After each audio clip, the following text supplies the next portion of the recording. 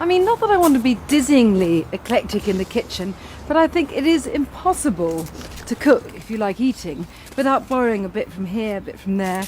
And these flatbread pizzas are a vaguely Eastern Mediterranean take on, you've guessed it, an Italian idea. And the base is a bought flatbread. I mean, these are styled Mediterranean wraps, but obviously I'm not going to use them as wraps.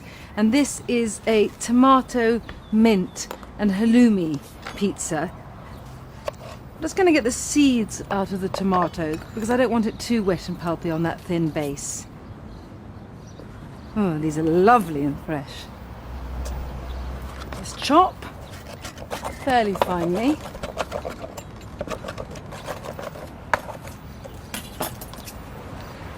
And just smooth these now pulpy tomatoes over the flatbread, and on top of the tomatoes something I love so much, some halloumi, which is intensely salty Cypriot hard sheep's cheese. Again, chop this very finely, or you can crumble it with your fingers. This won't melt and go into that sort of stringy goo that mozzarella does, but it does sort of meld into the tomatoes and soften. And the saltiness of the cheese against the sweetness of the tomatoes is wonderful. So just sprinkle the halloumi on top. Bit of dried mint. Now, an Egyptian friend of mine introduced me to the joys of dried mint. Just has a depth and sweetness that is lovely, and when this is cooked, I want just to blanket it with some freshly chopped mint, and it's as if the freshness of that mint really complements this dried muskiness underneath. Aha, bit of olio, not too much.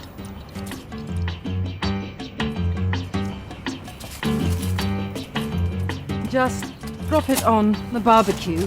Won't take very long. You just want that thin base to crispen a little bit more and the cheese just soften a little in the heat. As you can imagine, these flatbread pizzas lend themselves to pretty well any kind of elaboration or topping you want. And this is a chili and coriander pizza with some ground coriander, lovely, sort of intensely, deeply grassy.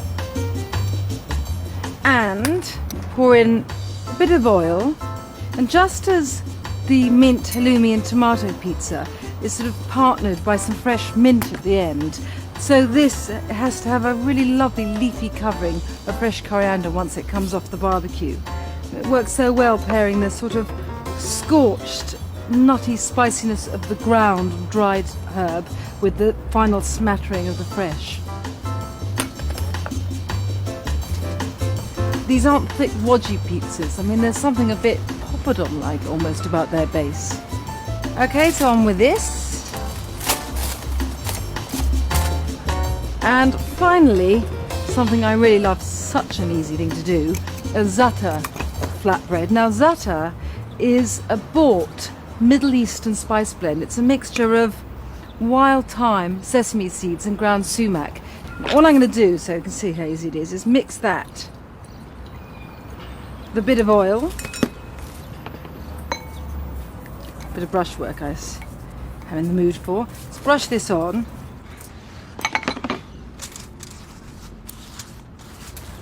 And this can join the other two on the barbecue now. There you go.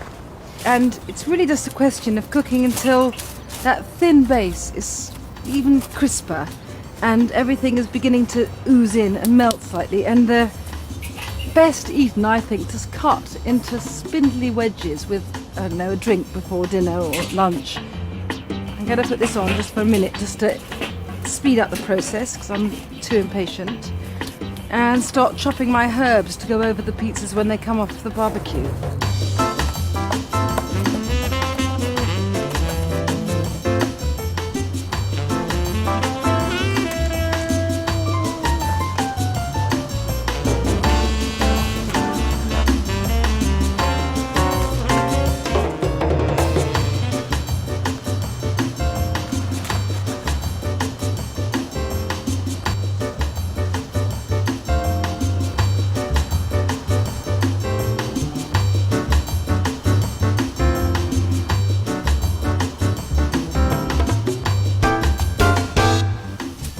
I do understand that the idea of making a crab sauce for pasta sounds incredibly involved, not to say fancy, but you're just gonna have to believe me when I say that it's about as simple as making, spaghetti with tomato sauce that you might do every day for the kids for tea.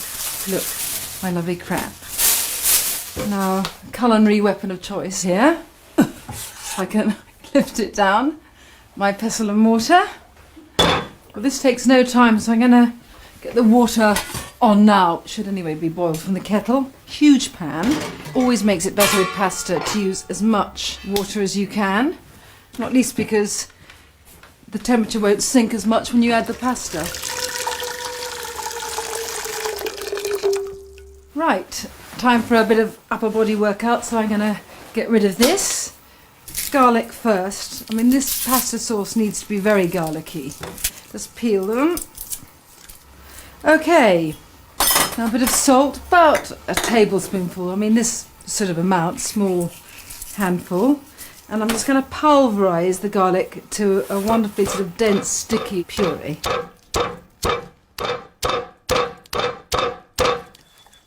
Right, so I've got the wonderful sort of deep heat of the garlic, and now I want the sort of fiery spikiness of some red chilli in the... I don't know whether this is the pestle, this is the mortar. I'm presuming that this is the mortar and this is the pestle. Don't write in. Okay, in they go, and these wonderful sort of clumps of red are going to be pounded to a sort of coral sunset paste.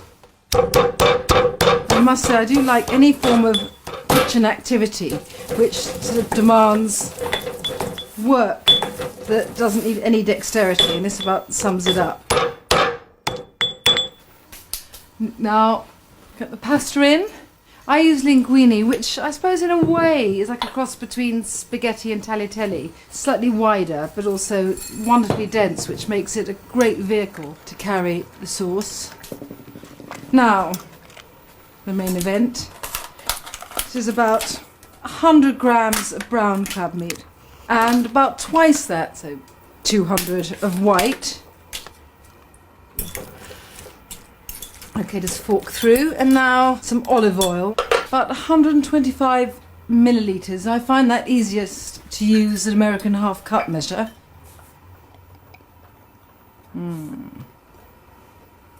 Right, lemon.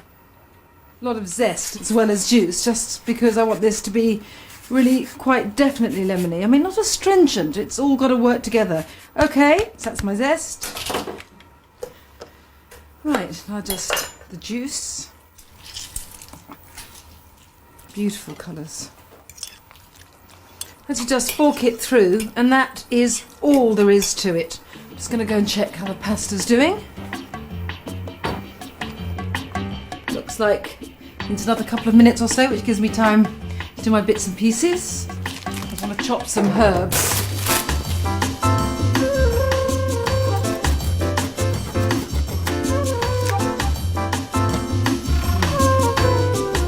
I have to say, you don't need to use this crab as a sauce for pasta.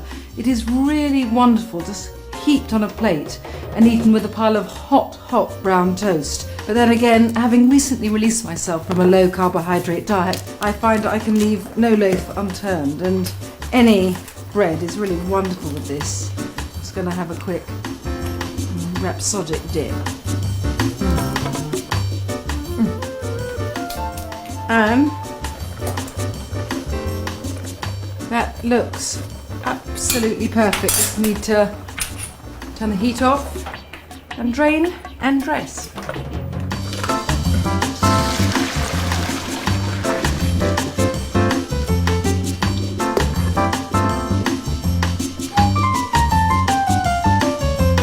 Now, this bit you need to be strong for. Not as much sauce maybe as you think for this amount of pasta, but then I want this to be kind of lightly dressed in it rather than drenched. Oh, that's it. Have a quick swirl around. So lovely. Right, watercress and parsley. Scarcely wilt in the heat really. So beautiful when it's flecked with the green too.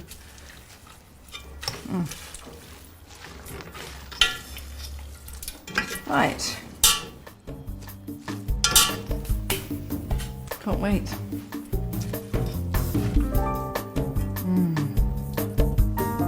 Perfect.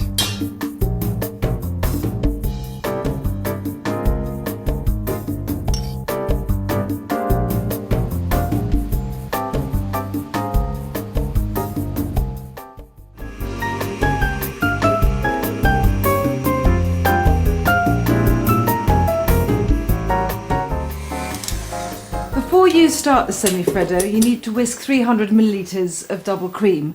But I have to say, they do sell it in cartons of 284, so I wouldn't worry about the missing 16 millilitres. It's a honey semi-freddo, so I get my honey in. 100 mils, good runny honey. Look, beautiful. 1 egg. And 4 yolks. And I use these beautiful orange yolked Italian eggs, which means that the semi-freddo will have sort of a deeper intensity. But don't worry if you use ordinary eggs and it's paler. It'll still taste lovely. And last one. Now this is a very straightforward contraption, a pan with a bit of water at the bottom and this bowl suspended over it so that I'm going to heat the honey and eggs without actually letting the water touch them, so they were not going to split or anything.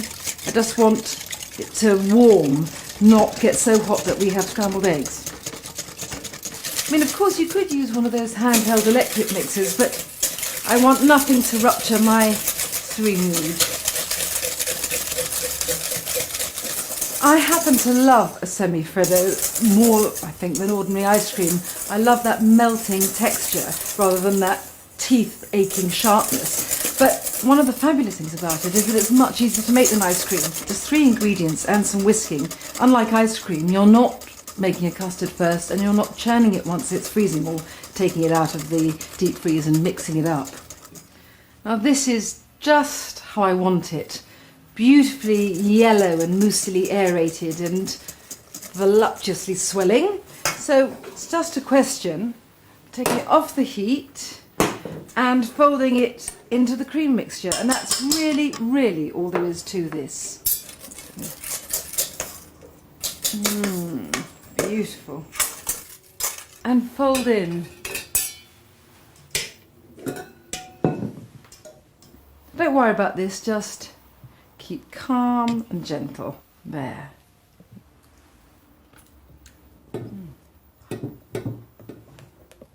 Now this is frozen in a loaf tin, not like an ice cream, but more like, I suppose, like a terrine, and already lined with cling film. And there it is in all its beautiful, pale, honeyed creaminess.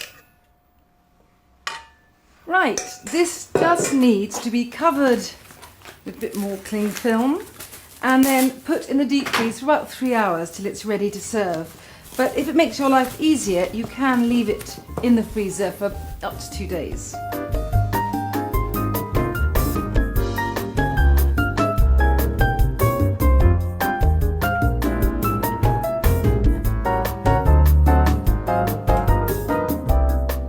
And I love to eat this unmoulded, then sliced and drizzled with some more fabulous amber honey. And just to complete that resiny taste, sprinkle with some toasted pine nuts.